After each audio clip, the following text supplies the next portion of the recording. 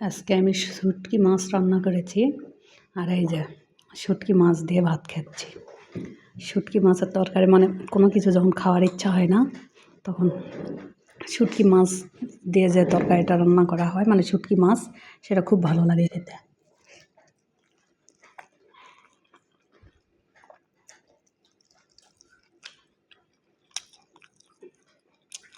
সব রকমের মাছ একসঙ্গে সব রকমের মাছের আমি শুটকি করেছি, সেগুলি দিয়ে একটা তরকারি রান্না করেছি।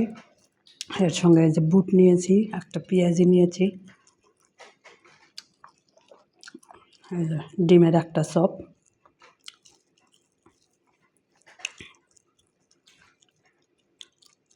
গরম ভাত, সে তো সেই স্বাদ, অসাধারণ স্বাদ।